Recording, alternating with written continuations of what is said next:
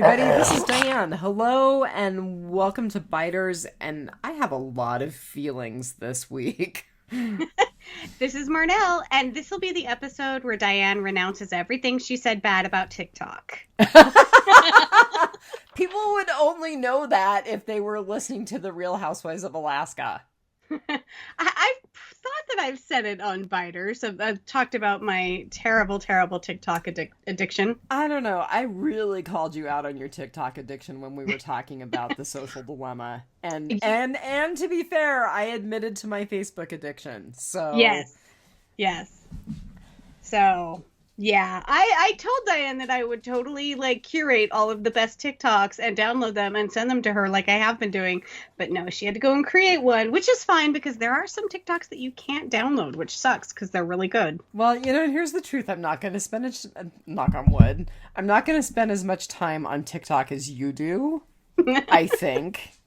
Because I'm actually trying to make myself read a book. You know, that thing that's kind of like the black and white movie? It counts! Which, by the way, this weekend we're doing Austin Powers with the Capes and Lunatics folks. We are, yes. Are you? Yes, I am. I did confirm. Good. Okay, I didn't see whether or not you had confirmed. Man, just when I think that I'm not going to be doing something on a Saturday, here we go. And it's not like I was a giant fan of the Austin Powers movies anyway, but any chance to sit down and talk with the Capes and Lunatics, it's all good. Yeah, we did the Ghostbusters one right before Halloween, and that was very fun. Yeah. All right, so we are here to talk about Fear the Walking Dead Season 6, Episode 5, and The Walking Dead, The World Beyond, Season 1, Episode 6. I have all the feelings. We are one day late podcasting because I put us off last night because I just was really uninspired. And I think I've been uninspired in general, but neither of these episodes were great. That's probably why I have so many feelings. Okay. And I have some feelings about some stuff that's in the news that will probably surprise you as well, because I was surprised. All right. Okay. So I have some numbers. The Key, which was last week's Fear the Walking Dead, came in at 1.28 million views. That is down from 1.5 million views the week prior. World Beyond really took a hit. So Madman Across the Water was 0.74 million views, which was down from 1.04 million views. So they basically lost a quarter of their viewership. So, do you kind of feel like that, okay, two things. One, maybe that they are saying, oh, we're only doing 2 seasons, and if it would have gone well, they would have been like, surprise, we're doing more seasons. And two, do you kind of think about, this weekend's news maybe, put a dampener on people's television watching? Well, I don't want to get political. No, because we're saving that for the other podcast. It was a big news weekend. But it was a big news weekend. But I think, both Fear and World Beyond... No, that doesn't even count. That doesn't make sense. Because both of those premiered the weekend before the election. Oh, you're right. Yeah, sorry. So you totally led me down the primrose path, and I almost followed you, but I'm not there. So it'll be interesting to see what next week's numbers are. Right. This week's, the ones we're talking about now. They both are on Sunday, and the big political news broke on Saturday, and people kind of had 24 hours to get over it or enjoy it, whatever your perspective is. Yeah, I don't know. It'll be interesting. We'll have to talk about that when we talk about numbers next week. Okay. I honestly think, and this is my own complete and utter horrible bias, I just think The World Beyond is wearing really thin. Yeah, me too. I was trying to throw it a lifeline, but... I'll be honest with you right now. I'm watching it, number one, because we're podcasting it. Number two, because I want to know about CRM. That is why I'm watching it. Because quite frankly, at this point, I would take that stupid dinosaur stick and cram it in Iris's eye if I could. For all that she is a beautiful girl and has amazing skin. Right. I want her skincare regimen. Yeah, she's 19. She is great. She just, I want to go to Sephora with her. Well, there's a couple of TikTokers you should follow if you want skincare tips. Of course you were going to say that. I've got Madge and Biscuit. I'm fine. If you are on TikTok and you are not following Madge and Biscuit, you need to right now. And I'm not going to say what they end a lot of their little bits with, because it would get us in trouble on our non-explicit podcast. So, but we might have to steal it for The Real Housewives of Alaska. Oh, okay. I guess that pretty much leads us into our featured cast, who we both agree is not the Canadian singer Corey Hart. Yes, but it is spelled the same. No. So Corey Hart from Canada spells his first name Corey. Oh. But they spell their last name the same. Okay. And so when you type in Corey Hart to Google, it'll ask you if you mean the actor or the Canadian singer-songwriter. Oh my God, that is so funny. The singer-songwriter, who we both agreed had 2 hits. At first I thought he was a one-hit wonder, but then I remembered, no, there were actually 2 hits. And it's my era, so I'm completely dating myself. I was going to say maybe 1.5 hits, because I actually had to hear the second song to know it. But oh no, it was fairly big, but you also have to remember I'm 10 years older than you are. It was my era. True. So Corey Hart, the actor, so I have to give all props to, and I want to say Shron.com, for CHRON, for doing an interview with him in 2011. I had to laugh for a minute there. I was thinking, like, is that the YouTube version of Parlay? So this is way back from 2011, because there is nothing out there about Corey. I could not find his social media account. There's really nothing on his IMDb. And whenever you try to find anything on Corey Hart, the actor, you get Corey Hart, the Canadian singer-songwriter. So here we are in 2011, where he is being interviewed about his reoccurring role on Army Wives, which I've actually seen a couple of episodes, and it's really not that bad. Not up there on the list, but I wouldn't turn it off if it were playing in the background. Well, that speaks highly for it. Well, considering I pretty much don't watch any TV except for the TV I podcast about now, and I pretty much only watch TikTok, it's saying a lot. Yeah, I'm not sure if I would turn World Beyond off if it was playing in the background or not. Well, it's sort of easily ignored. All right. So Corey Hart, he played Raleigh. Yep. On Fear the Walking Dead. On Fear the Walking Dead, yes. So who made a surprise reappearance this episode. Yeah, and he didn't die, so like he could come back. So we may be seeing more of him. And Corey Hart actually has a couple of things in post-production. One is complete. The first one is a short, A Fair Game. And the second one, it doesn't say what it is, but it says he plays a security guard. I was just going to say, but how sad is that his role is security guard? But, so according to this article, Corey he pursued modeling in college because he kind of had a penchant for being always an entertaining ham, and he quickly dropped being a model for being an actor.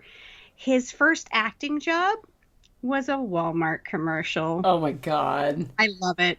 All right, so I do have to say, for being an old, cranky lady who's not liking men very much these days, but still likes men, he's not bad on the eyes. He is very, very easy on the eyes. Yes.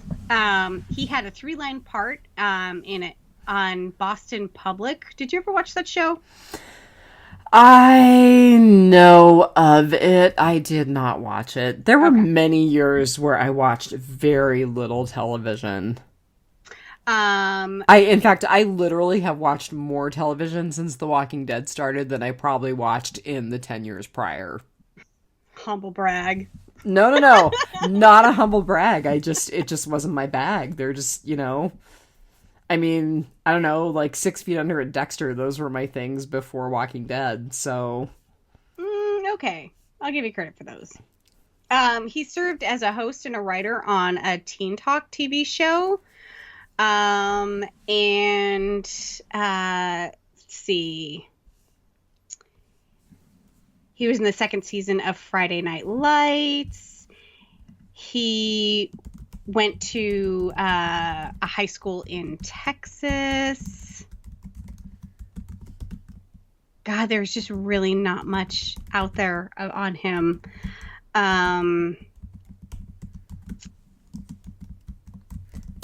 So when he's not playing, when 2011, when he wasn't playing a recurring part on Army Wives, he was teaching his craft to child actors once a week, a way to support himself in an unsteady profession and to pass on his passion to other inspiring actors.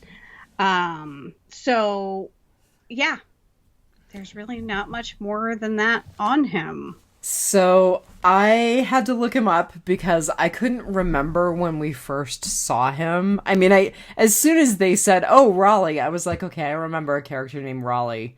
So we first saw him in the episode 210 Words Per Minute, which is, we talked about that being a Grace-centric episode.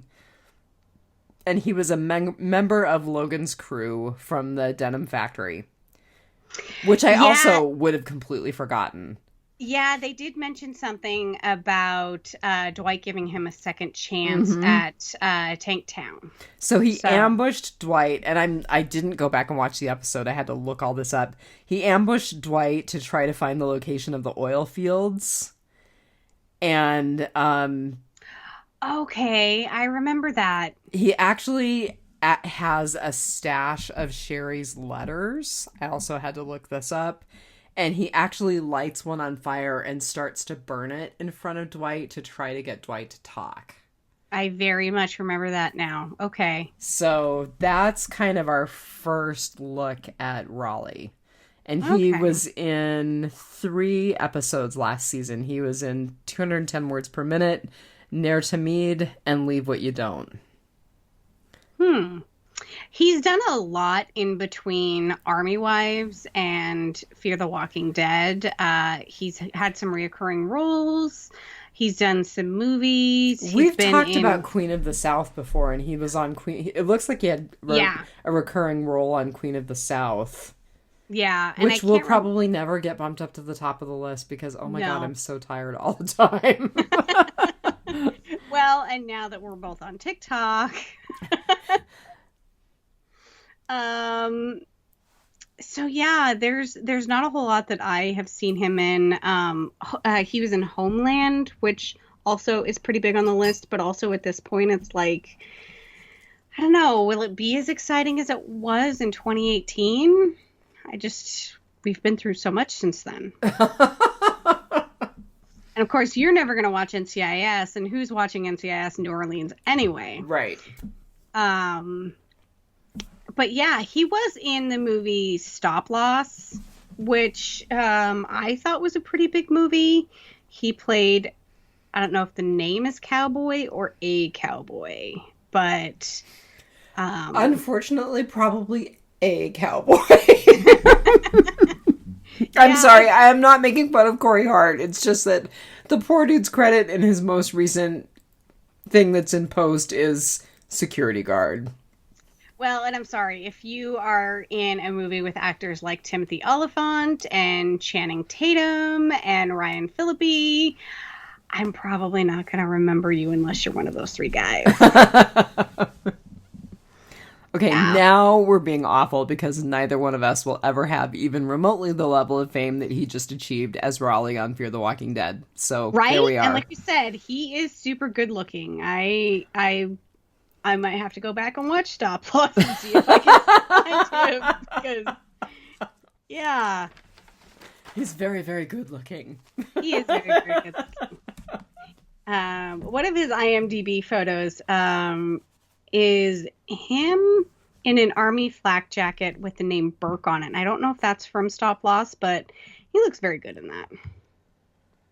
But no, there's really not much out there on Corey because Canadian singer-songwriter Corey Hart like totally steals the spotlight. I think I probably would have chosen a stage name in order to keep that from happening. Either that or the guy just really likes his privacy because, like I said, I could not find any social media for him. And that's very rare. So he either does not have social media or he has social media not under his own name, which I think is very, very smart. Dude, I think maybe having a public one and a private one. He is probably young enough that he doesn't even know who Corey Hart is. Because I routinely look at the two medical assistants that I sit between now because my beloved medical assistant who was my age left me. And I'm like, you really have no idea who I'm talking about right now, do you? And they're like, Oh my God, Corey Hart and I are the same age, and I know who sang Sunglasses at Night. Yeah, that's because you had older sisters. Very true. That is very, very true. I had a lot of influence because I have 4 older siblings, so I remember a lot of stuff that was kind of outside my time. And I have a wonderful patient who is praying for all 5 of us. And my Nazi father. And all y'all who think I'm exaggerating, ask Marnell. I am not exagerating. You had an amazing patient, and I love what I was talking about the Nazi father part, but I didn't have an amazing patient too. I love what you said to him, that you needed to see him more than he needed to see you. Oh, I needed him today. I had kind of a rough day. Yeah. All right. Well, that takes us into Whisperer's Corner. And there's like a couple of really big news things and then some kind of clickbaity stuff. So I'm just going to go through it in the order that I found it in. So Eric Kane's review of The World Beyond was a pretty decent entry. Which I personally think is being generous, but okay.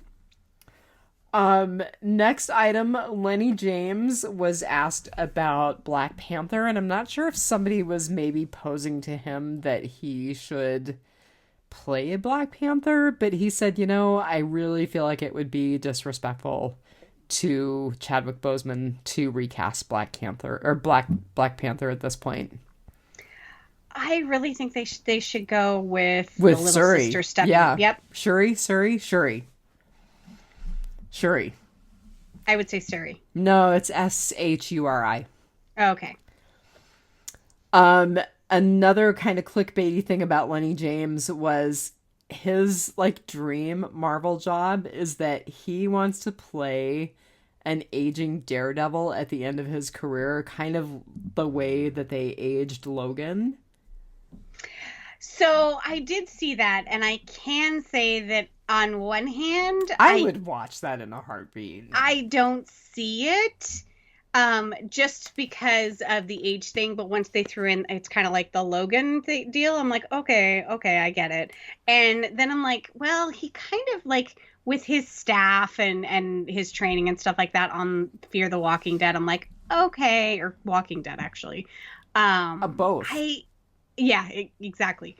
I could kind of see it. He kind of has that kind of Zen master thing about him. So, but I don't know. I just don't know if I could ever see him in anything beyond being Morgan now. And I'm sorry. I don't know. The series that he is in that is really popular in Britain right now It's actually available to stream on Peacock, which is NBC's new streaming service. And I think you can stream it for free. I will have to check that out because I have been wanting to see that. And I will preface that by saying I'm sure he uses his natural British accent. Yes, he does. Which will totally throw me. Like, I will be fully out of Morgan mode. And I will admit that I totally downloaded Peacock, the app, because I was like looking for any place to stream news over the weekend. Let me see if I can find it. So did you see the thing about Walking Dead releases scenes from season 10's episode Splinter? I did, and I'm going to talk about that. But hold on, I got to find out what that Lenny James series is called so I can tell you whether or not it's on Peacock. Okay. So IMDb Lenny James. I know you're trying to keep us going because you know I'm tired. All right.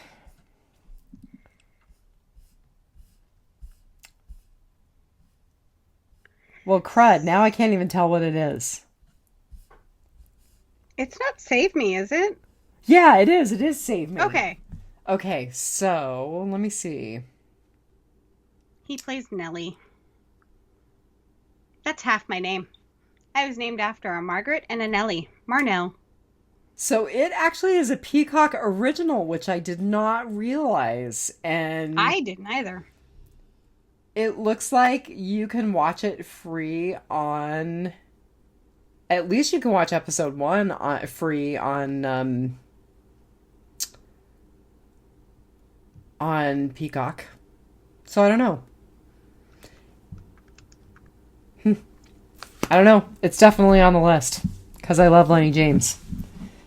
All right. So, yes. So I actually looked at the table read for Splinter, and I looked at the table read for Home Sweet Home, which is the one that I meant to look at the table read for last time. So these are season 10C, are we calling it? We'll call it season 10C1, season 10C2. Home Sweet Home is the one where Maggie and Negan kind of have a confrontation. It's good. It's definitely good. Okay. And then Splinter actually is a read where they show what's happening to our folks who get captured by CRM at the train yard. And I have to tell you, the funniest thing about that table read is Josh McDermott's mustache.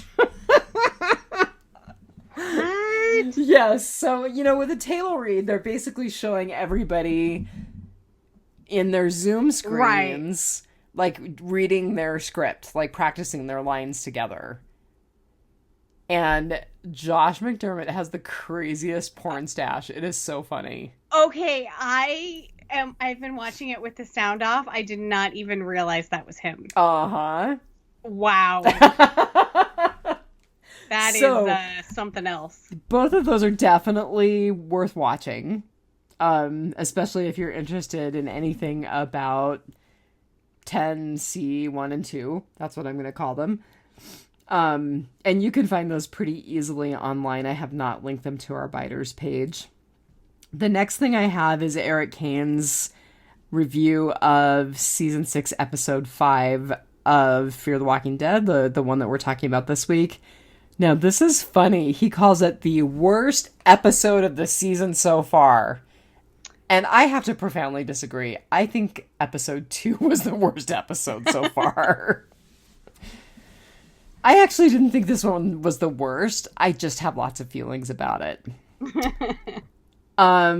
Next item in Whisperer's Corner, Matt Negrete teases shocking endings for the world beyond.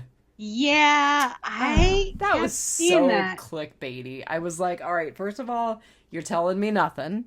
There's nothing in the article that actually tells me what those shocking endings are, and you just want me to keep watching this dog.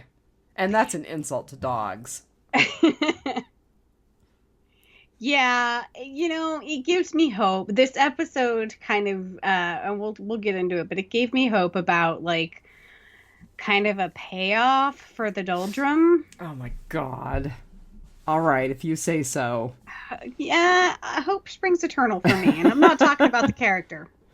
Right. All right, so there is apparently a Walking Dead trailer which includes a flashback in which Hillary Burton, the wife of Jeffrey Dean Morgan, plays Lucille. Oh my goodness. The wife of Negan. When that came up on Twitter, I was just like, holy and that like seriously trended on Twitter until the election was called. I swear to God, it was like that was like my Twitter's number one thing until the election was called. I have looked everywhere for the trailer, and apparently it's not available yet because I could not find it, and I did multiple searches for it. Interestingly enough, they're also saying that the 6 episodes that are making up 10C are much more character driven because of COVID limitations. There aren't so many zombies. They can't have so many extras on the set because of social distancing and COVID. So I thought that was really interesting to find out. Yeah. Okay, so big spoiler for Fear the Walking Dead next week. If you do not want to hear this spoiler, give yourself a 1-minute break in 3, 2, 1. Wait a minute. Who said I wanted to hear the spoiler? Okay, let's try this again. I'll talk. Marnell, you can mute me for the next minute. All right, I'm here. All right, so here we go. They're bringing back Luciana, and they're bringing back Sarah. Yay! I know. There was nothing about Wendell. So if the next time on, you did see Luciana. I did not see Sarah, except I think in the IMDb, little thumbnail, it's Sarah's picture, and it's what's the title of the next episode? Bury me next to something. Bury me next to Jasper's leg. Yeah. Because I was going to say something Jasper's leg. Together we're a whole. So, yeah, I knew that Luciana was back next episode, and I know that somebody else, one of the articles I was just reading was they were complaining about not seeing her for this long into the story this season. But yeah, I'm way more excited about Sarah, actually. I know, I am too. I'm totally excited about Sarah. I missed Momo. I did too. So here's the big news. Fear the Walking Dead is wrapping for the first half of the season after 6, 7. So we have 2 more episodes of Fear the Walking Dead. Oh my goodness. So okay, what I read was that they crazy. just basically didn't finish everything because of COVID. Right. So it ends on... I don't want to... Does it end on the 29th? I don't think it ends on the 29th. I think it ends before that. If we've got 2 more Sundays, our last episode is the 22nd. 11/22. Yeah. And so then the other piece of news, and I had to laugh because whoever wrote the article was like, so here's the good news. You get a 2-hour season finale of The World Beyond on the 29th. And I was like... That's the good news? Yay! So, Wait, so is there bad news, or... Right. Well, so the bad news is we have no idea when anything's coming back. Yeah. See, and that's why they should have spaced this out. Thank you! Because probably what's going to happen is we're going to get both of them crammed together like this again next time we get anything. No, thank you. I know. Very bad. 0 stars. Do not recommend. No. So I had no idea about it ending on 6-7. I didn't either until tonight. I mean, I literally looked up news last night and I looked up news tonight, and this was news as of tonight. And the reason is they said they just about had finished everything, but not quite. I mean, it totally makes sense. I get it. COVID ruins the day again. Ruins everything. Right? But also, like, a little bit more of a warning would have been nice. And I'm pretty sure they knew this a little more ahead of time, and they really, really could have spaced this out. And I'm very, very disappointed in them. Yeah. Are you feeling a little played? I'm feeling a little played. Yeah, because, like... there is no reason they had to show Fear and World Beyond on the same night other than to make people watch World Beyond. Right. And now we're going to be, months. 6 months, 9 months right. without any Walking Dead content. Okay. Yeah, I don't know. Not happy. Not happy at all. Don't know what we're going to podcast. Boy, are you poor suckers going to be tortured. Well, there is there's one thing on Netflix that I really, really want to podcast that's totally zombie related. Oh, well, there you go. Yeah, it's another Korean one like Train to Busan. So, and maybe Train to Busan 2 will come out. I don't know. We'll see. Hopefully. Yeah, I don't know. That's a good thought. COVID. Yeah. All right, that's all I've got for Whisperer's Corner. Do you have anything for Whisperer's Corner? I don't. You went over all of it. Good show. Okay, so Housewives housekeeping. I just wanted to say R.I.P. Alex Trebek. He was a lot of my childhood. And he's a way better person than Pat Sajak. So. And way smarter, too. God took the wrong one. Sorry. Not sorry. Not sorry. Dude, I am telling you, 2020 has played hell on, like, just everybody. Just everybody. And it's not over. Like, I know. Has anyone checked on Betty White? I mean, have we, like... We need to seal that woman in Tupperware or something. I don't know. Like, kidding. Yeah. No kidding. Oh, my goodness. All right, and the only other thing I had to say was, and this is overtly political, so listen at your own risk. There's this really funny, irreverent, periodically really inappropriate podcast called QAnon Anonymous. You and I have talked about it before. We have, and I have not listened, and I need to listen. So I started listening to tonight's episode while I was putting together the last few things for our podcast tonight. And it is Q's response to the election outcome. Oh, I may have to start with that episode. Oh, yeah, you might have to. And I'm just leaving it there. And all I have to say is that I have found my familiar, and she has a mouthful of fangs. And her name is Katniss. I do love that name. That's one we were considering all kinds of other names, and I don't know why I did not think of Katniss. I don't even remember who recommended it. I think it was someone from United Minions, and I was like, "Oh my god, that's totally the right name." I just love that picture of her where it looks like she's just like screaming. You're talking about the familiar Katniss, not Katniss from the movie Katniss. Right. Yeah, right. No. Yeah, no, that's, I mean, yeah. Plus, I love all black cats because, like, their hair does not show on most of the stuff I wear because I wear mostly black. And then there's me with, like, tricolored dogs. Doesn't work. But I'm severely allergic to cats, otherwise I would have several of them. Yeah, I'm up in my spinster game. I'm trying to get Marnell to move in with me so we can be spinsters together. The real spinsters will laugh. We may have to change the name of our other podcast. Oh. All right. Well, I guess that takes us into whichever show we want to start with first as I whack my microphone.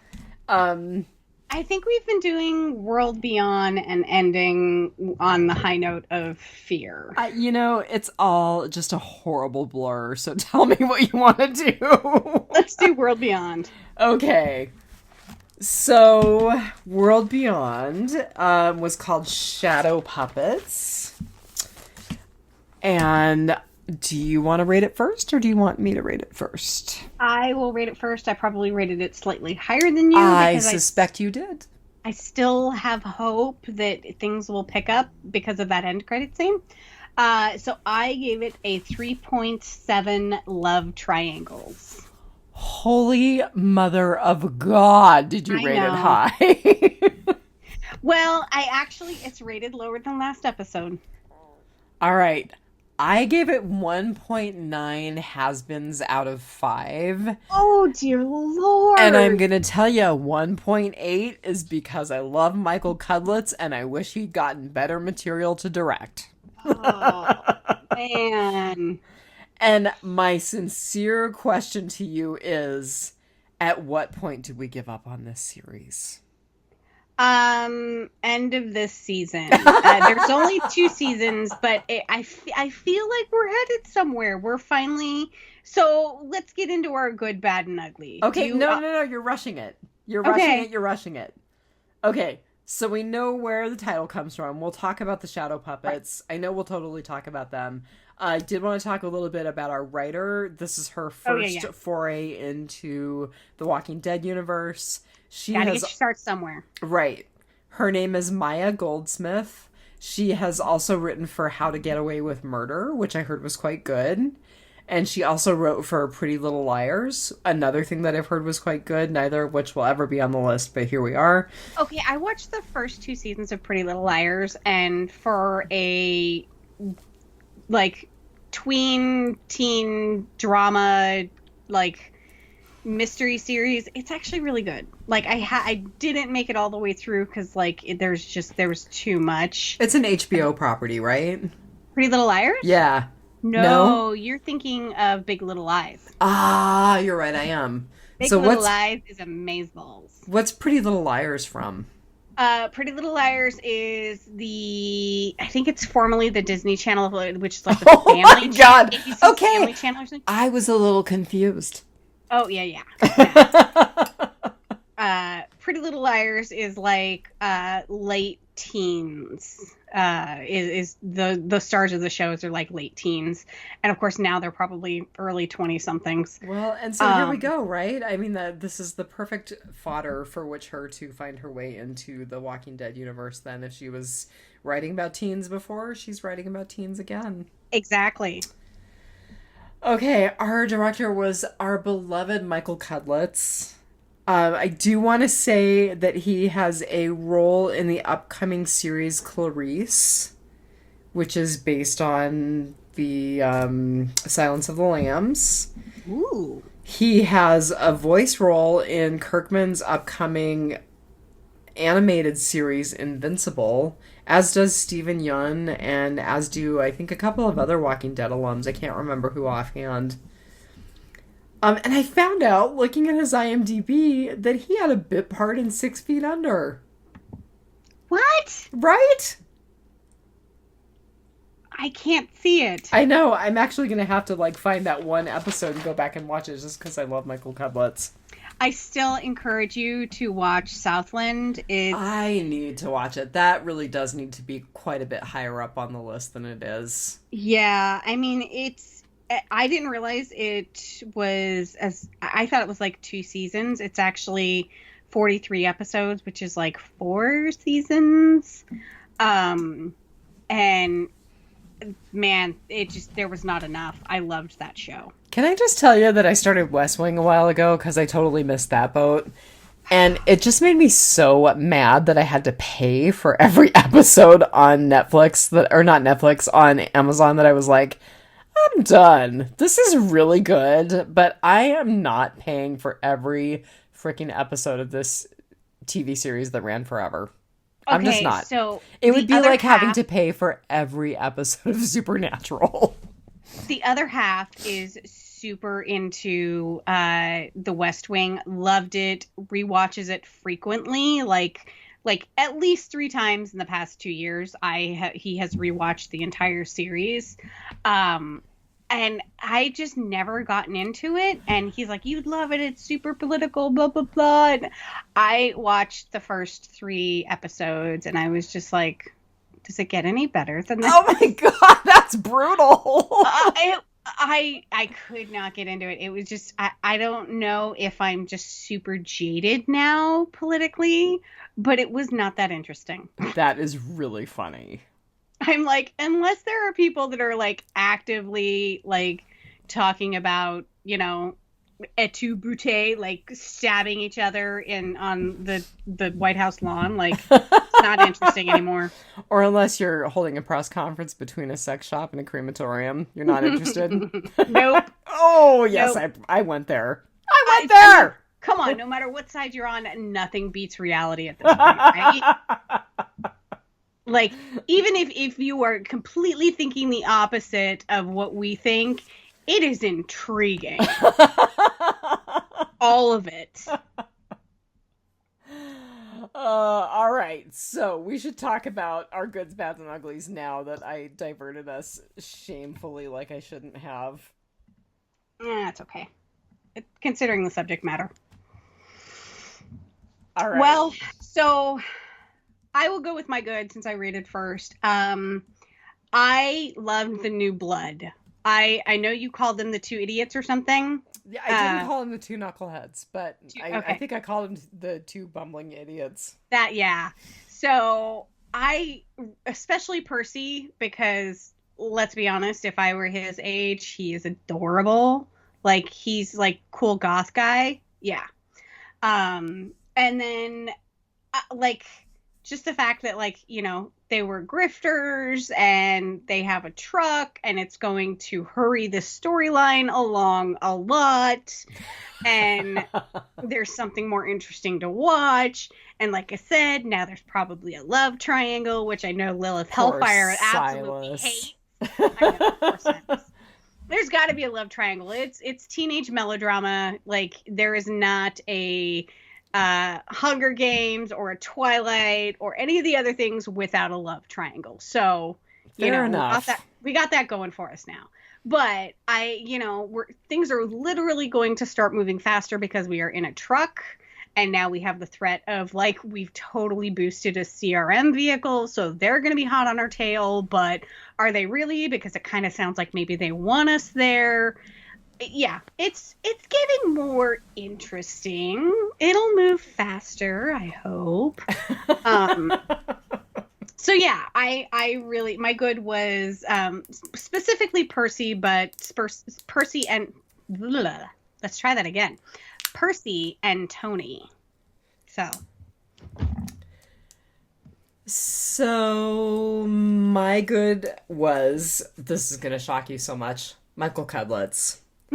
And the reason it was Michael Cudlitz is because he is so good at sentimental stuff, and he is so good at music, at selecting just the right music to convey the mood.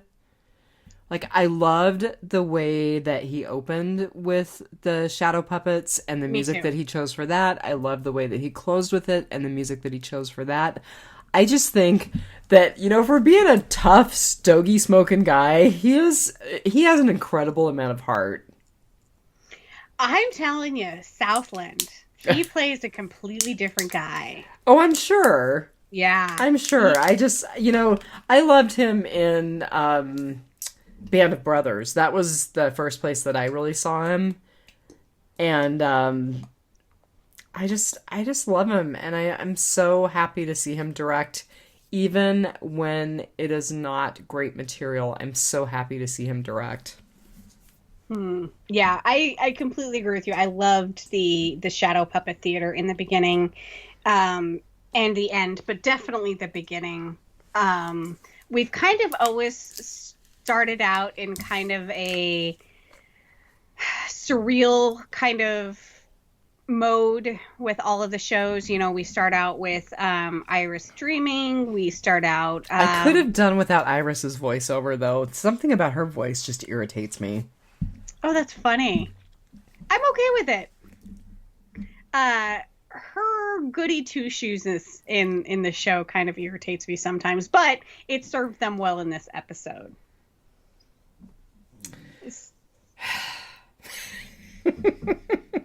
I'm trying to be positive, man. Okay, well, on the not positive side, my bad.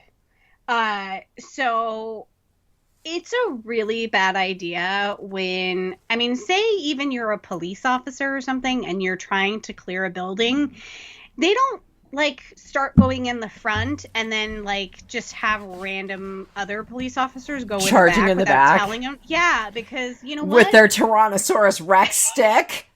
I know that's not really what it is, but you're going to bump into each other and it could end very badly for one or both of you. And so I just thought it was, yeah, I get that she was trying to avoid her sister from like keeping her from charging in and saving the day.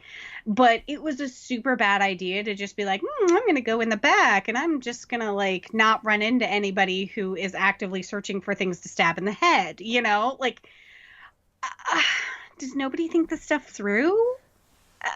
No. Yeah. Apparently not. Damn kids. That was my bad, as I was just like, oh my god, like this is gonna go horribly. Somebody is gonna lose an eye.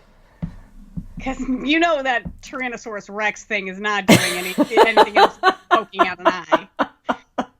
We've gone from, you put like, your eye out. Rhino tooth to T-Rex horns or something. I don't know. Like, it's just a terrible, terrible weapon. It's terrible. I hope she loses it soon. Me too. All right. What was your bad? My bad is the continued telegraphing of the Elton-Hope collision over Mom's death. We get it. It's going to be bad. You don't have to keep spelling it out. Let it go! Yeah, I mean... I understand. It's coming. She's going to come clean. It's going to be ugly. And the whole, like, her kind of, like, stopping and being like, Elton... Like, you know she wasn't going to say anything then. Like, it's totally the wrong time. And, like... It hasn't eaten away at her enough. Yeah, you're right. It's gonna happen. Oh, but they need to stop. I don't need to see any more about it. I don't need to hear any more about it. When it happens, it happens. I'm done. Well, I get that we need to build the whole it's eating away at her, but her, like... I get it. Her almost admitting to it and then not, it's like, that, no. You know, I get it. Yeah. I don't need them to build it any further. I get it. And I still maintain that is something you can take to the grave, dear. Like, right. There are some things you don't need to share. Yeah. Yeah. Yeah. I mean, why? Why does she need to tell him that? Why?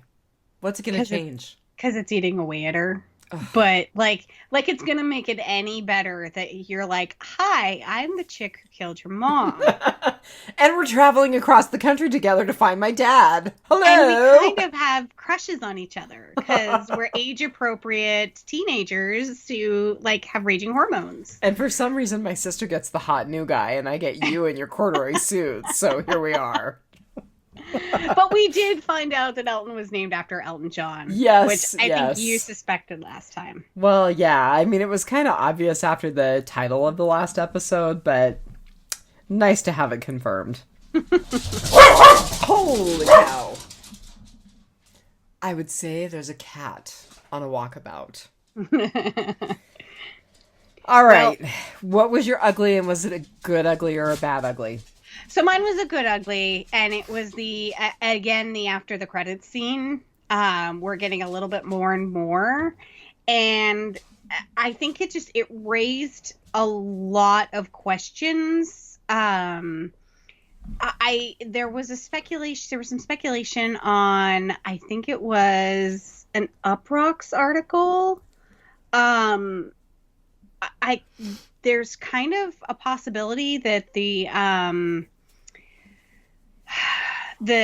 chick that was looking at the picture that was actually doing the experiments, the scientist, we'll just call her the scientist for lack of a better, may have a connection to the girls' father. Well, yeah, because she's in that picture with the girls' father. Right, and the way that she kind of stared lovingly at the drawn picture of them with the note inside, that was just a little more than, like, you're a colleague's children, and, like, not so much of you're the hope for an immunization against zombieism. Like, there was just something a little extra there that tells me that, like, maybe she's like, she was dating their dad or is dating their dad or something. Like, there's just something weird there. And now she's going to give him up to the lieutenant colonel because she said, don't worry, Bennett won't be a problem.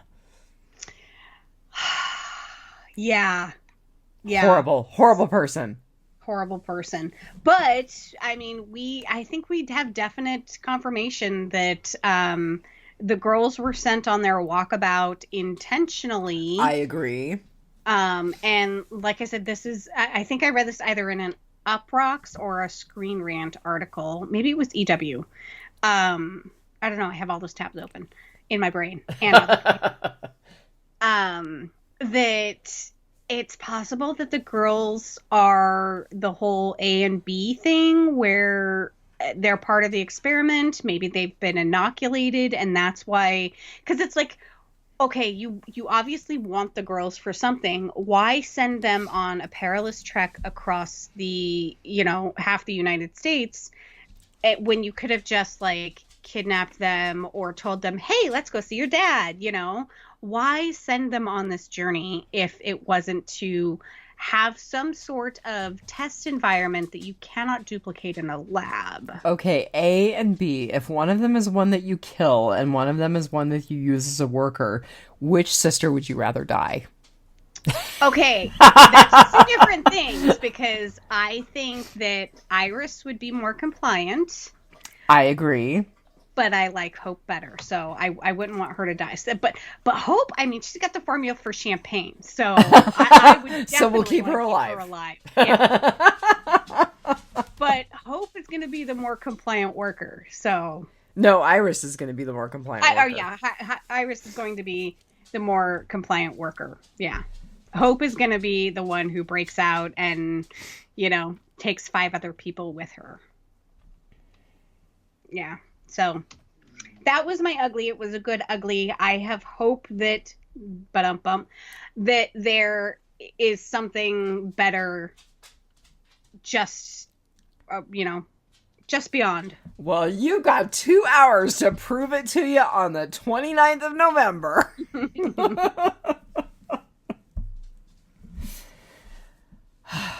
So what is your ugly, and is it good or is it bad? I can't really tell you if it's either. I am totally taking a page from your book. So I loved the shadow puppets. I mean, they were definitely my favorite part of the episode. I actually thought it was kind of cruel.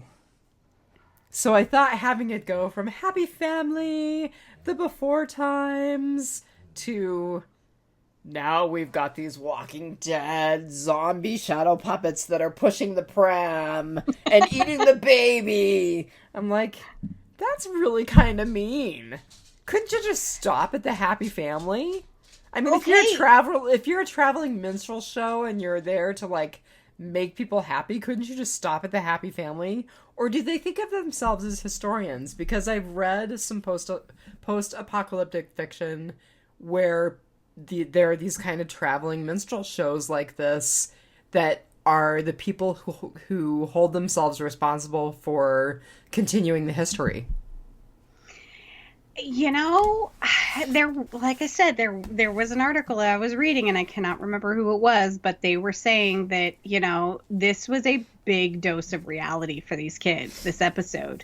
They've lived a pretty sheltered life in their little community, and not only did they run into two grifters, but now they're also getting like seriously, I was also like, oh my god, the zombies and the baby stroller, like that's really morbid, but it's reality.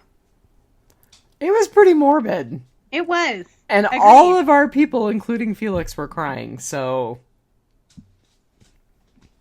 Yeah, Felix is a big softie. If Huck were there, she wouldn't have been crying. Yeah, and where is Huck? What is Huck doing? She is meeting... I'm dead serious. I think she's meeting up with CRM. I think that she is a plant.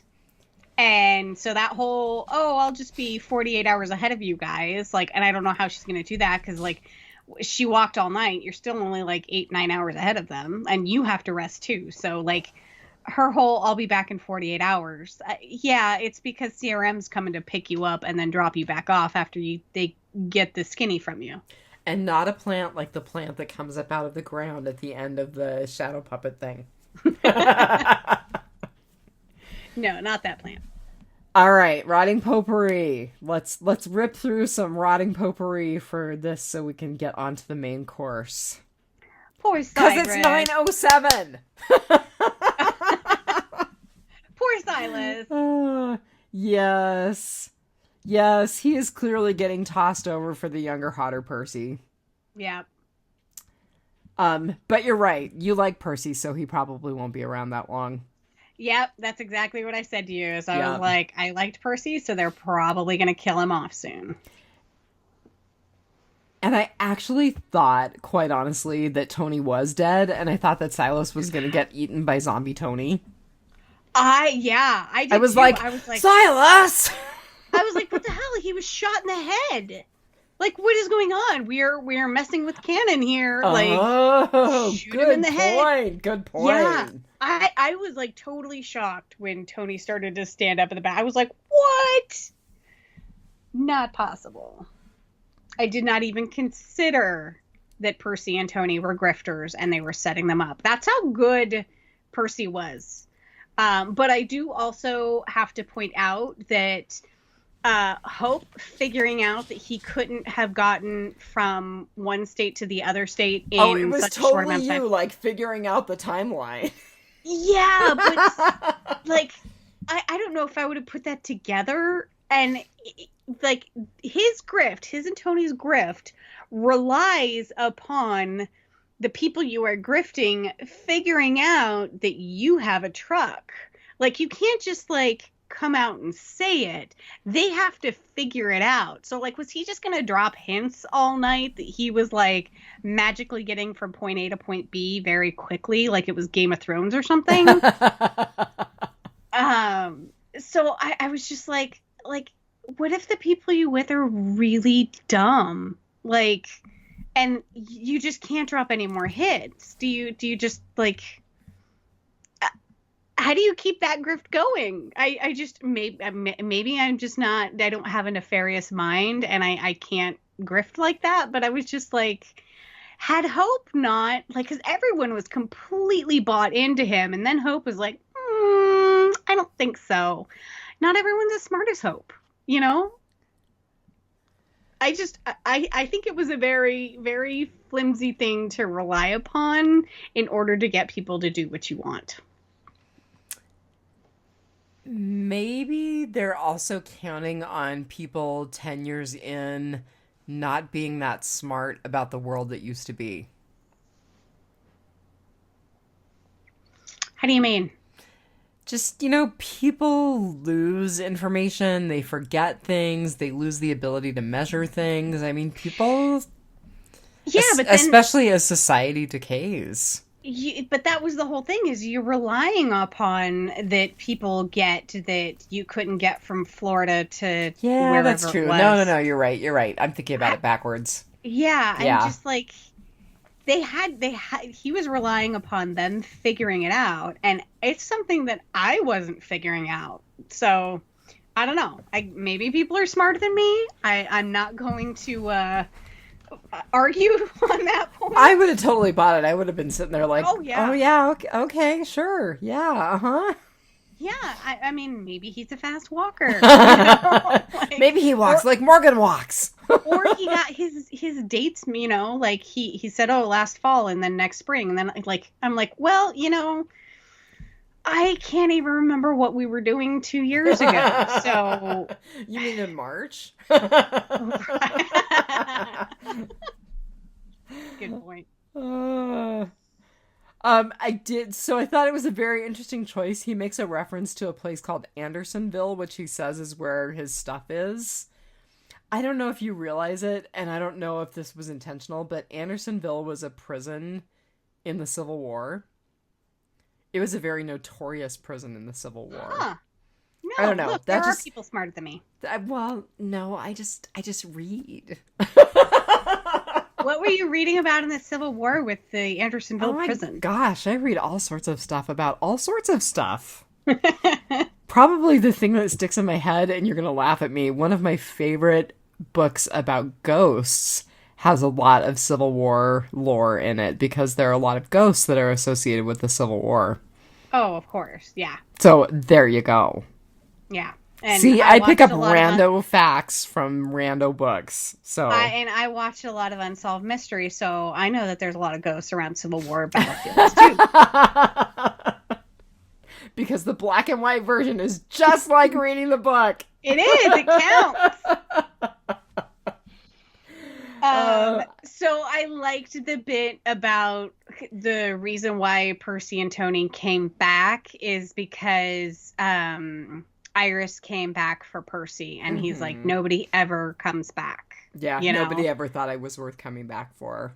Yeah, and so I liked that bit. You know, that was a really good way to kind of close this off to where, you know, these weren't two wasted characters. We get a truck, like we move the story along, and we're also, it's explained that, yes, they were going to totally steal all the stuff, and now they're going to save our group. So I thought that was tied up neatly, and I really liked the whole, we came back because you came back. Take what you need, leave what you don't. Okay, I liked the zombies being called has-beens. I thought that was a good new term. I liked it too. It wasn't too bad. And I liked the effect of the truck rolling over the zombie's head and it going pop. We've seen zombie kills like that before, and they're very satisfying. It is. It's super satisfying. Like Dr. Pimple Popper satisfying. I know that would get you. I have never watched Dr. Pimple Popper. Oh, she's not my favorite. There's again, it's because I do it for a living. So there we go. Well, and I don't like the big weird ones. There's a couple of women in Korea who do skincare that I like to watch their YouTube videos. So what? Not their TikTok? Oh, I should see if they have a TikTok, but it's just not as satisfying in like 1 minute. Like it has to be like 15 minutes of it for it to be ASMR-ish. Just get too much of it at work. Thanks very much. Yeah, well, I don't exactly want smell-o-vision, but depends on what you're cutting into. No, I don't think it does. All right, let's go on to fear. All right. Season 6, episode 5, Honey. Honey, which of course was the nickname for Sherry. And right. We get tons of Sherry backstory, very Sherry-centric, so I don't think there's any real explanation to the title other than that. Nope, me either. How did you rate it? I rated it a 4.25 creepy purge masks. That's good. That's where those masks are from. Actually, they're not. They're from another horror movie that you're actually going to make me look up now. Oh, okay. Well, you are looking it up. I will just comment before I rate that there were times that it was really disconcerting seeing Dwight with that mask on because I'm so used to his scarred face. To, like, have his whole face be smooth, I was like, what? What? It was just kind of weird. Yeah, and like the masks are creepy anyway. So, it's really reminiscent of a 2008 horror movie called The Strangers with Liv Tyler. Mm. Never Um, watched it, but I remember hearing about it. yeah, a young couple staying in an isolated vacation home are terrorized by Hmm. three unknown assailants, and they're wearing those creepy like I almost want to say they're like baby doll masks. I could see like possessed baby doll. Yeah, that works for me. Yeah, Yeah. Like, Annabelle, yeah. yeah. Yeah, but definitely some purge vibes going on. All right. So I gave it 4 wolf dog crosses out of 5. Okay, so the dog. Was that dog like I know it wasn't a dog, but like the was No, it the it same real life dog? Like is that like was that the dog actor dog? no, so I'm pretty sure dog is a Belgian Malinois, and that dog was definitely not a Malinois. Okay, it looked Mm-mm. very similar to No, if you me. look at the build, this dog was a little bulkier and it was way darker. Dog actually has a lot of kind of caramel and brown tones. Okay. I I'm just looking I at his Funko right now, sister. well, I mean, I just was wondering if it was like the same dog actor. No. Okay. Nope. Because I you could muddy him up a little, but I was No. just maybe I was just so excited to see a dang dog. Also, I definitely thought this dog was older and bulkier. Okay. All right. So our writer was a woman named Ashley Cardiff. We have talked about her before because she has written 2 other episodes of Fear the Walking Dead, Leave What You Don't, and Humbug's Gulch. And she's also written for The Girlfriend's Guide to Divorce, which I have not watched. Have you? I have not, no. And then our director, not gonna belabor it, Michael Satrazemis. The Grove. All right. So what was your good?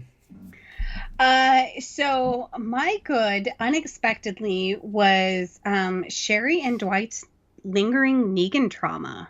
I Oh. really like how that was put in there because up until Sherry said, we can't let him get away with it. Right. I completely thought that they were just going to totally gloss over like any PTSD that either of them had about what they had been through, before they lost each other and then found each other and then had a week of honeymoon. I was like, really? They're not going to like they're not going to touch upon any of that? Like You know what's so sad though? They didn't even have a week of honeymoon because Dwight was like, one more Cipro. The plague can't stand between us. So they got nothing. yeah. Zero, zip, zilch. Yeah, I mean, it seemed like Mm-mm. they had a good time for a week. No, they got nothing because they were waiting for her not to be infectious. Or Oh, for him not to be him. infectious. Yeah. Yeah. How depressing I is that? I didn't even get that. Like I thought that he was just like, "Oh, my last Cipro." Like, everything No, in no, the world couldn't no. keep us apart. He was totally like, look, I'm almost done with my antibiotics. Oh, that Woohoo! sucks. Yeah, right? So this is totally rotting potpourri territory, but Eric Kane was like, sexual intimacy really doesn't happen that often in the zombie apocalypse anyway. It's been a pretty dry 10 years on The Walking Dead. It's really sad that once again it's disrupted. I know you'd think you would see a lot more pregnant women and babies, but nope. Hmm. No, we get one whisperer who's willing to sacrifice her child. Ugh. Yeah. Yeah, and I mean all the other kids are like, you know, um Rick Jr. RJ is like the youngest kid, and he's like 6, And he's 5. weird. I'm sorry, that kid's weird. There's something wrong with that Oh, kid. I like him. So yeah, I just, and you, after, hearing that from Sherry, I started to put all the pieces together about, Dwight's trauma.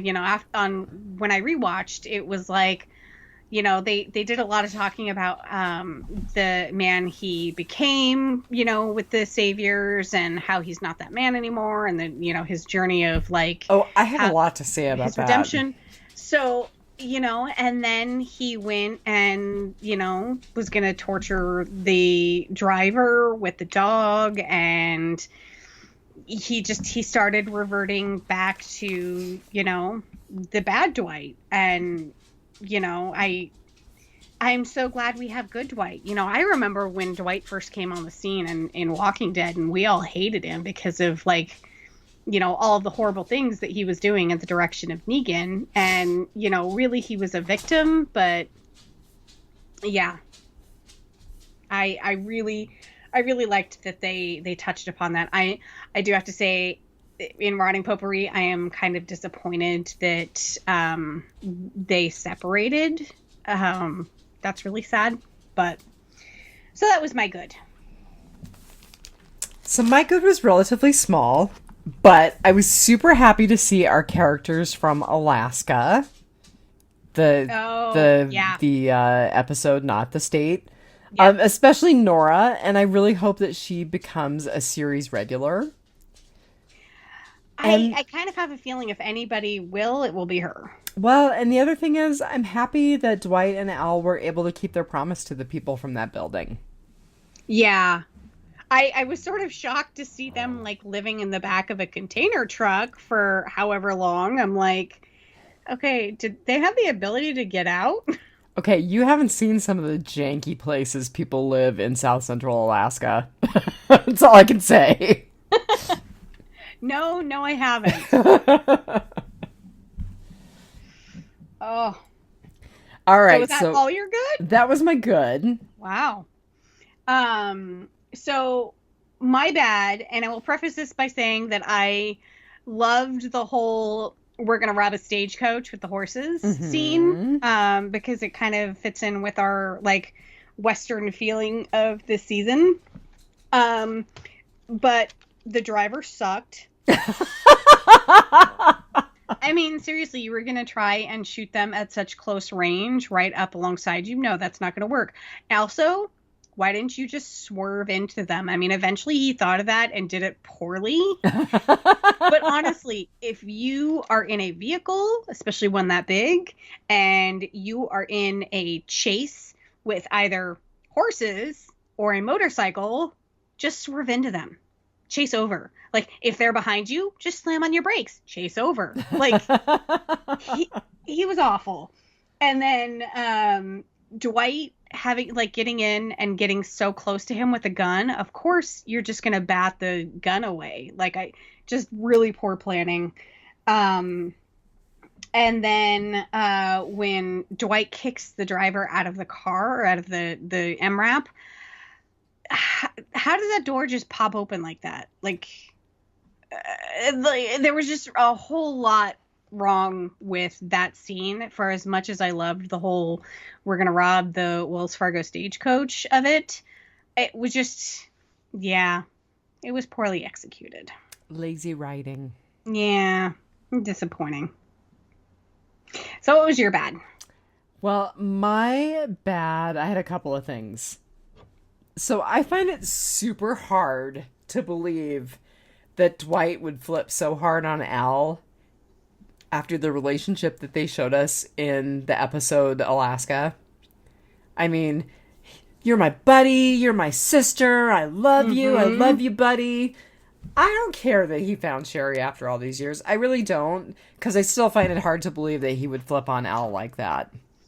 So I think that has, I agree with you, but I think that has something to do with his kind of storyline in the comic books. And if you don't want comic book spoilers, 3, 2, 1. Because it only ended like 2 years ago, but...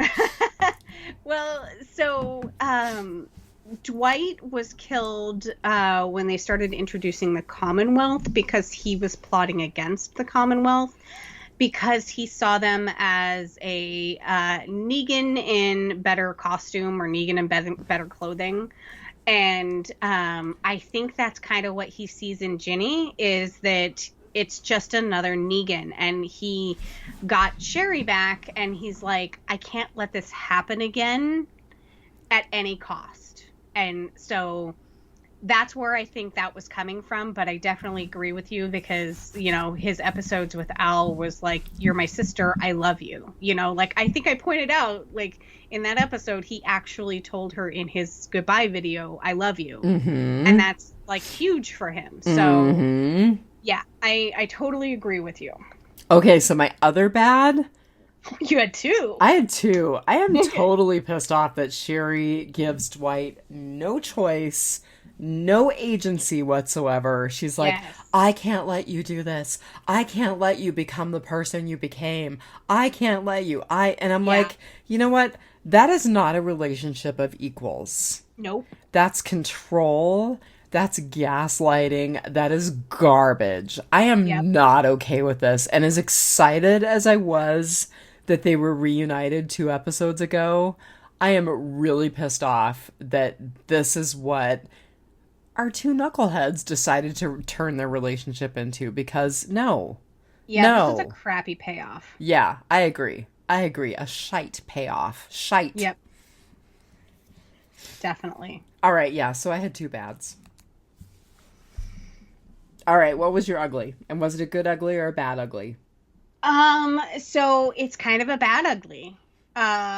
So the MRAP is now missing. This is from Jenny's side of it. The MRAP is now missing. It's, you know, it's probably 4 to 6 hours overdue. And then we have Dwight checking in, and that being a wild goose chase. And then we're going to find, quote unquote, Dwight and Al dead. And the Dwight zombie looks like he's been tied up, and the Al zombie has major facial trauma. So the MRAP is missing. They sent him on a wild goose chase, and now 2 of my soldiers are dead. Jenny's going to be on high alert. Not only that, but she's going to be looking for that community of 100 or so people so she can firebomb them. Yep, she's going to be looking for her MRAP. She's going to be looking for whoever took out 2 of her scouts. And she's going to be wondering about that community, or maybe why Dwight sent them on a wild goose chase. Like, there's something not right. And so Jenny's going to be on total high alert. So there's going to be, you know, they thought that they were going to have the upper hand because they have the MRAP and she doesn't know. And we're going to have so on the one hand, while I agree with why nobody Dwight and Al and Morgan didn't want to start a war because our people are still in there and there's going to be a lot of innocent people getting hurt. I also agree with our outcast group that it's like, yeah, but we got to strike while the iron's hot. It's never going to be a good time to start a war, and we kind of have the upper hand right now, so we can do it with minimal loss. So, but now that's gone. That's totally shot. And Morgan thinks he's leading these people to this place that Ginny's never going to find. Well, Ginny's going to be on the lookout for some hinky stuff now. So, and now Dwight just gave her a map. Right? And where do the taggers fit in all of this? I still want to know. So, I mean, we kind of see, if you watch the next time on, we see more of their tagging at Tanktown. So I didn't. I don't get that with the service that I pay for. So they may be dead, but their storyline is alive and well. All right.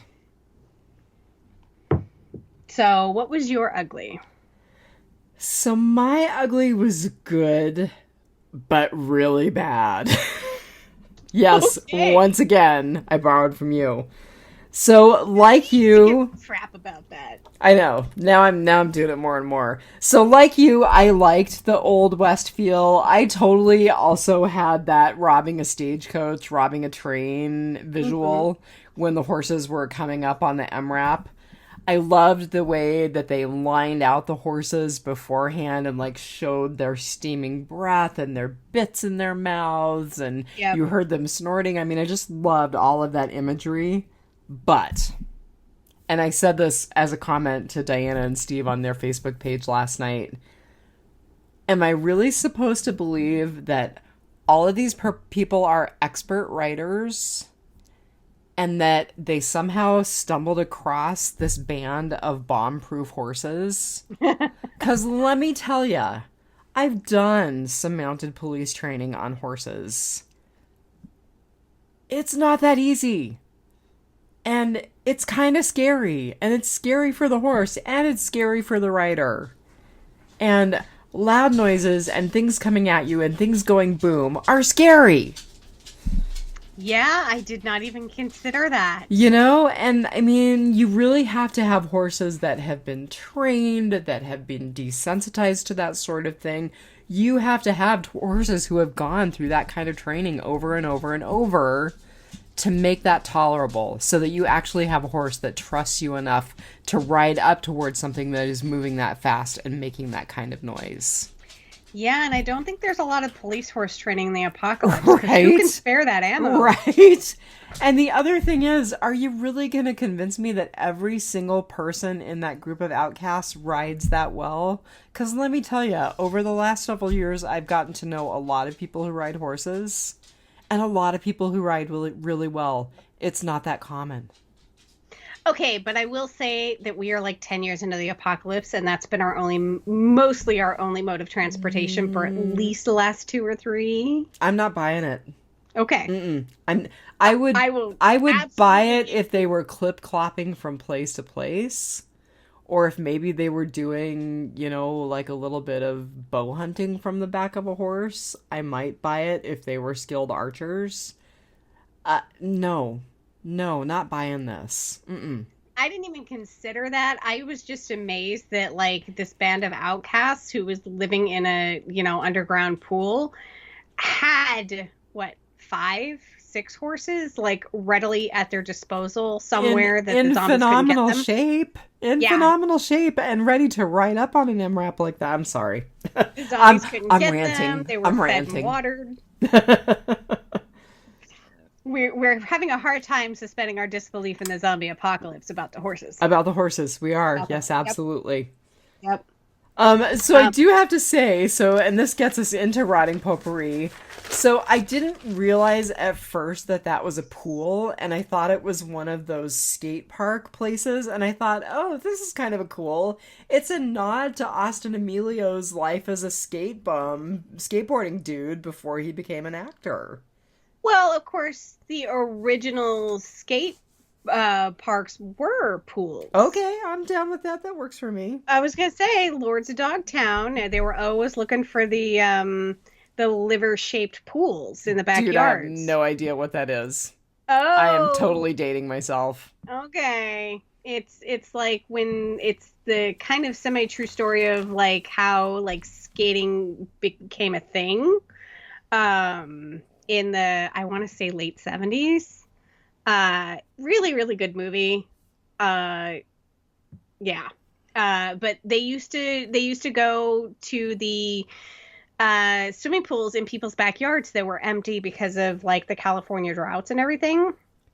And as long as they were the curvy pools, you could do skating and you could do skate tricks in them. And well, there you go. It totally could have been a nod to his skate bum days. And I would just also like to say, as a girl who likes tattoos and tattooed guys, kind of like Dwight's tat. Suspect it's probably Austin Emilio's tat. Kind of liked it. I feel like I remember seeing tats of his on Ride, so... Oh, see, I didn't watch that. I'm hit or miss with Ride. And mostly miss. So I really liked that ride because it's just so weird to see Austin Emilio not in in his burn makeup. yeah. Yeah, yeah. Like, I'm like, wow, he is really a good-looking guy. He is a Yeah, good looking guy. he is. But where did he find eggs?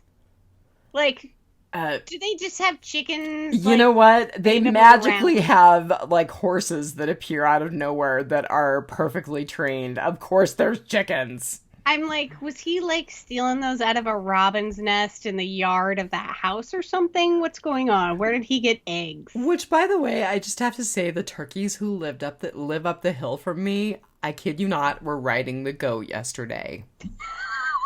The turkeys and the chickens were sharing a ride on the goat. Okay, Steve, if you are gonna harass me about fair pictures, Diane needs to be harassed about goat riding turkey pictures. I will repost them for Steve right now. You did get pictures. That's amazing. Oh my god. Sorry, I totally was distracted, but oh my god, those were hilarious pictures yesterday. That's funny. So I continue to be disappointed in Fear the Walking Dead giving away the game too early. So I complained about this in the very first episode where the season trailer that they post on the Twitter page and every place else, that it gave away that Lenny James, didn't die.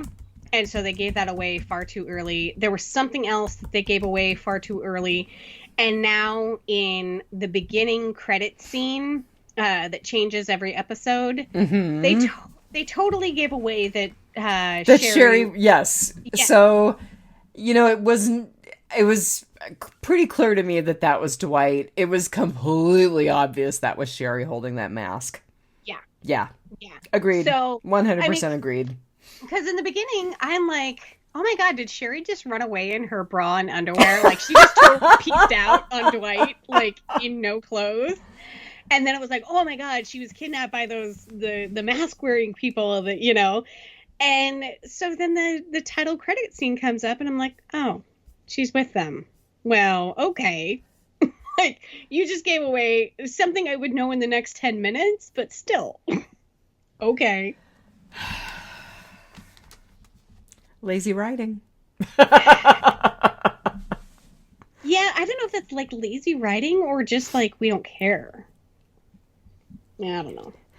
I also just really hated that Sherry set Dwight up. I don't think she said that he wasn't supposed to be like, I guess, indoctrinated or something like that. Like, it wasn't supposed to go like that. How did she expect it to go? Well, I think she kind of expected, to have the time that... I wanted to keep you out of it. Well, she, like, Al was supposed to, Al kind of missed her check-in, and then all of a sudden the guys figure out that that they're going to be able to get out their hands, or at least they thought that they were going to blow up the MRAP, which... Okay, I knew that little tiny stick of dynamite was not going to do anything to that MRAP, so okay. But I think it just, things just kind of fell into that place, and yes, he wasn't supposed to come in that way, but like, so they actually did kind of kidnap her, because I don't think that they talked her into leaving in her bra and underwear in the kitchen when she was getting a fork. So she didn't really have a choice, but I kind of think when they got there and they're holding guns to his head and all that, and she's finally like, D, stop. And I'm like, okay, where were you 2 minutes ago? When he still had the bag on his head. Yeah, it was just not done well. Okay, so another kind of coincidence, somewhat ham-handed, but I loved it. Morgan appearing out of nowhere, total coincidence. Morgan hauling the driver along behind him. I kind of like that, and it totally played into our whole Old West thing. I did too. So one of the things that I didn't like about that was that, like, they all rode up on the MRAP when Dwight got it stopped, and they were like, "Oh, the driver got away," and I'm like, "Didn't you ride right past him?" And then they all like started to chase him on foot, and I'm like, "Okay, I know your horses are probably really tired, but it's going to be so much easier getting him on horseback than on foot." And so, like, Morgan comes along with the guy, you know, tied at the feet. And the other half is like, I find it very hard to believe that Morgan learned to lasso people that easily. And then I was like, I don't think he lassoed him. And he's like, well, that's what they're implying. And Morgan I was like, Jones is amazing. Right. And did you catch that he said to Dwight, "You know I don't die, Dwight"? Yeah. Which was a perfect callback to previous Morgans. So, he wasn't lassoed. His feet were tied. They were like tied, not lassoed. Well, so. Morgan moved pretty fast. He did. That's all I had to say. He moved pretty fast. Yeah. I mean, guy could do some cattle roping, like, you know, like hog tying the calf roping. You know, been there, watched it, haven't done it. Yeah, I want Lenny James to come up here this summer and ride at our rodeo. Provided, you know, the COVID epidemic is under control and we can actually have someone come up here. Yeah. So, did you notice the tactic that they used with their hostage? Yes, it was a complete callback to that horrid song, which you're going to sing it to me and I can't remember, thank God. But you're going to tell me. Oh, God! Yes! We're on Easy Street. Here we go. Yeah, here we go. Yeah. Not going there.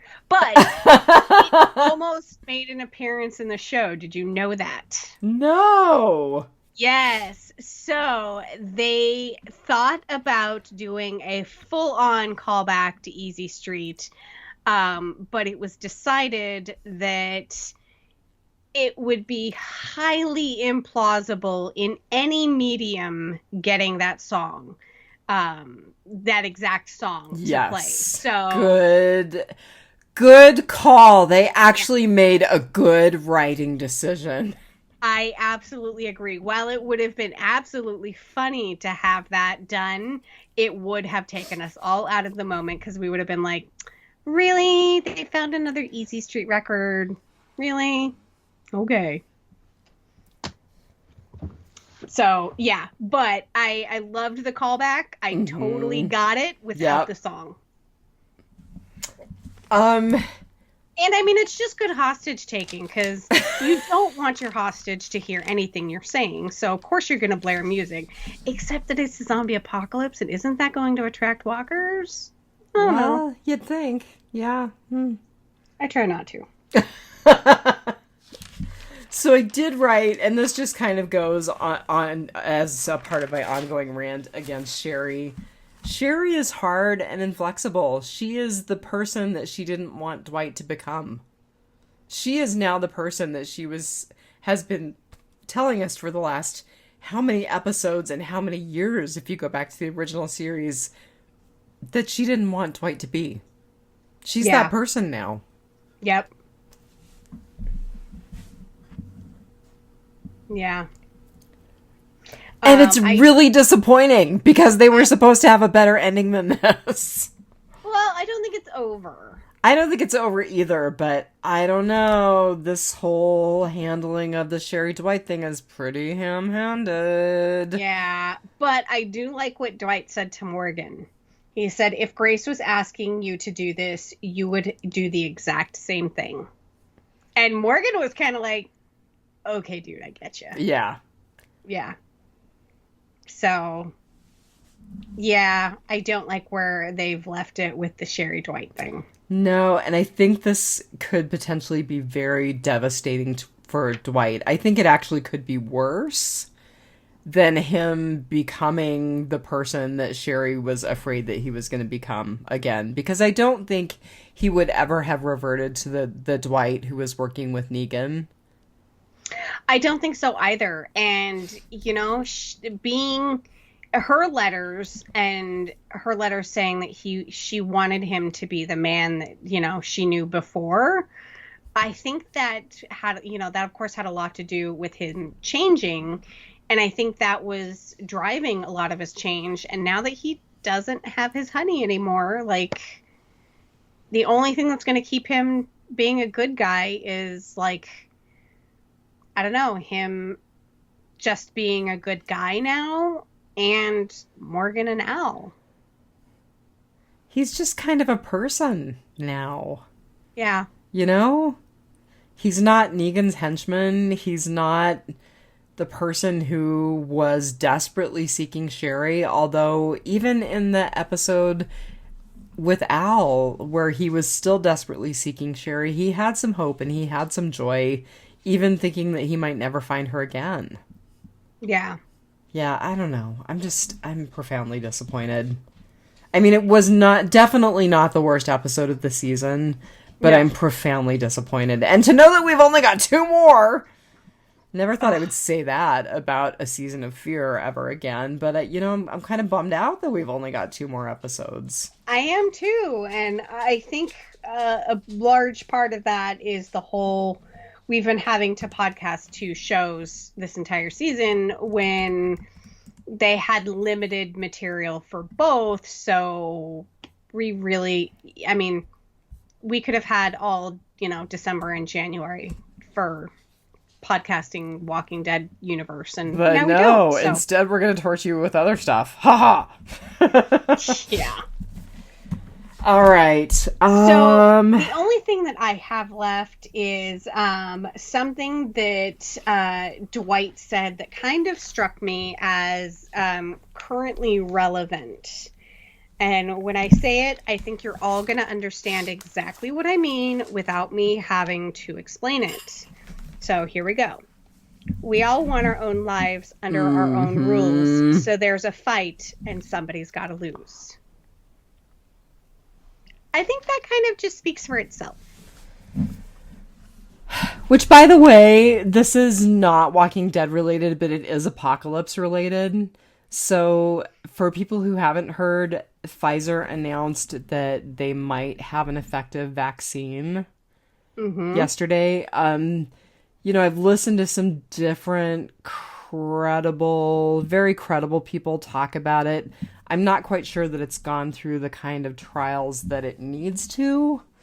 There was actually only a 7-day period between the first inoculation and the second inoculation, so I don't think it really gives us that much information about the amount of immunity that's conferred. Right. It also has to be stored at like crazy temperatures, like 100 to 110 degrees below zero to be stored and transported. So not sure how it's going to make it out to all of the different places it needs to make it to. Nonetheless, it's looking like it's conferring about 90% immunity in the people in the test group that received it. And there are people who have done a lot of research into vaccines and vaccine preventable illnesses who say this is just the beginning. There are better, more durable, easier to transport and disseminate vaccines on the horizon. So, yeah, sorry. You saying that about Dwight and Dwight saying we all just kind of want our own thing on our own terms, it just made me think that there is a positive out there about COVID. There is. And, you know, I actually, when I heard about this yesterday, I remember somebody talking about this vaccination like a month ago, and the news reporter was like, but it has to be stored at such and such negative temperature. Like, the logistics of disseminating that vaccination in the quantities that we need, and that you need 2 doses, like, how are you going to accomplish that? And the guy was like, I don't know. We're making it up as we go along. Yeah. You know, this is new territory for all of us, but this is how it gets done. You know, we have a problem. We have a roadblock, and we just push through it and, you know, figure out a way until we get to the next one. So we don't have the public health infrastructure to store and transport vaccines like that. We don't. You know that from working in public health. Yep. But it also does give me hope what you just said. And I actually had this conversation with my hairdresser. Yes, I went and got my hair done because I'm that egotistical. But I was wearing a mask and so was she. You know, we just have to remember as Americans, science adapts. It's constantly changing. It changes in response to new information. That's what science is. That's what science does. So this is a very hopeful thing. And I'm sorry, I have completely taken us off topic now. Okay. I love that science. F around and find out. It's basically what you do. Yeah. So I just, yeah, we all just want to live, and we all want to live under our own rules, and we all kind of have to make our own way sometimes. So I don't think it needs to be civil war. I don't think we're fighting Ginny here. So just be kind to one another. Wear your masks. Wash your hands. 6 feet back. 6 feet back. Don't yell at service people. It's not helping anything. Or healthcare workers. I literally had a guy uncork on me last week about not being able to find a COVID test. And I was like, okay, first of all, we can do one for you here. I'm sorry that the lead time is 3 to 10 days. I can't help that. Don't yell at me. I'm trying to help you. I will never understand that mentality. You catch more flies with honey. See what I did there? Brought us right back around to the episode. I didn't see what you did there, but now I do, and that was very clever. You're so much more clever than me, even if you don't read as many books. It's because I watched the black and white movie. It counts. All right, so that's all that I had for both episodes, either episodes, Walking Dead universe in general. Which ends at the end of this month. Yeah. Good Lord. Crazy. Maybe you and I can take our birthdays off in December. Well, considering Mouse is getting spayed on my birthday. Oh. Surprise! She needed spayed. Right. Those rescue animals, you never quite know exactly what you're going to get. Fortunately, we found out without a litter of puppies involved, because there is no one in this house who could possibly help her create that litter of puppies. Thank goodness. And she's not, like, super inclined to, like, bolt off and seek someone who could do something about her unspadedness. You know what? You would be surprised at how fast and agile a 3-legged dog can be. You would be surprised. She was the first one up and down the stairs without any trouble. Oh, it's because she's been through the crap. She's like, this is way better than where I was before. Mm-hmm. All right. It is 6 minutes to 10. 5 o'clock comes early. My days are long, as are yours. So what do we have to say to these fine people? Well, until next week, just remember, take it one dead. Dead Oh, wait, I forgot. What? This time I'm not forgetting the feedback. Oh, we have feedback. We have feedback. So, we're almost done. Oh my God. Just saved it. Shenandoah Grand Poobah Gore. She sent me the most hilarious and kind of tragic, but thank goodness, good outcome thing. So this is from November 20th, 2013. I'm not sure where she found this post, but it is the Pogo Moose incident from Fairbanks, Alaska. Crews were laying new power cables, which were strung along the ground for miles. The moose were rutting and very agitated. This moose was thrashing around and got his antlers stuck in the cables. When the men, miles away, began pulling the lines up with their big equipment, the moose went up with them. They noticed excess tension in the lines and went searching for the problem. He was still alive when they lowered him to the ground. Oh my goodness. He was a huge 60-inch bull, so that's how wide his rack is. And apparently pretty angry, but fine. So his rack was as wide as I am tall. I am 5 feet tall. And she sent me a picture of him strung up in the wires, in the cables. Oh my goodness. I was like, oh! I have seen moose get tangled up in backyard like Christmas swing lights sets and stuff like that. Yeah. Yeah, and like that's such a scary situation because trying to free them is a very perilous situation. Yeah, no, that's when you call Finford and Feathers. Yeah, Fish and Wildlife. And ask them to come and sedate the animal so you can get it out safely. Yeah. Do not try this at home. No. These guys had heavy equipment and were at quite a distance, so I'm not quite sure how they got it untangled safely, but thank goodness, and thank you for that, Shenandoah, because that was pretty horrible and funny all at the same time, and I'm glad the moose was all right. Man, he had a good story to tell his friends. He was like, stay away from those things on the ground, man. They tighten up and they become a problem.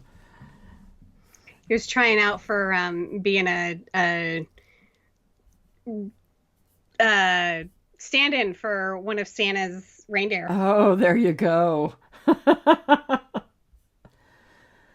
Oh, all right. So now we can tell people, just remember, take it one dead day at a time. Have a good week, everybody. Bye. Bye.